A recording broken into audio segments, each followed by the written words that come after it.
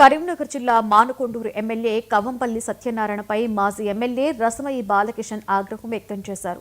MLA అక్రమాలకు పాల్పడుతున్నారని ఆరోపించారు. నియోజకవర్గ వ్యాప్తంగా రామ్లీలా పేరు చెప్పుకొని 1,15,00,000 వసూలు చేశాడని మండిపడ్డారు. ఎమ్మెల్యే వసూలు చేసిన డబ్బులను గ్రామాన్ని ₹1,00,000 చొప్పున బతుకమ్మ పండుగ ఏర్పాటుకు ఖర్చు చేయాలని డిమాండ్ చేశారు. పేరు మీద వసూలు చేసినటువంటి దానిలో ఒక ఊరికి ₹1,00,000 ఇచ్చినా 100 గ్రామాలకు ₹1,00,00,000 అయిపోతుంది. మిగతా చిన్న చిన్న గ్రామాలకు 10-20 లక్షల లైట్లు అవుతాయి.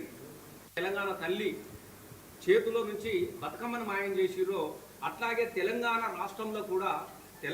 కూడా ఆడబిడ్డలు గౌరమ్మగా కొలుచుకునే బతుకమ్మను కూడా మాయం చేయాలన్నటువంటి కుట్రలో భాగంగానే ఇవాళ బతుకమ్మకు ఎక్కడ కూడా ఎలాంటి ఏర్పాట్లు చేయకపోవడం అనేది బతుకమ్మ మీద కాంగ్రెస్ కానీ రేవంత్ రెడ్డి ఉన్నటువంటి వివక్ష మనకు తెలిసిపోతా ఉన్నది. ఎందుకంటే తెలంగాణ రాష్ట్రాన్ని అడ్డుకున్నటువంటి వ్యక్తి ముఖ్యమంత్రి రేవంత్ రెడ్డి గారు.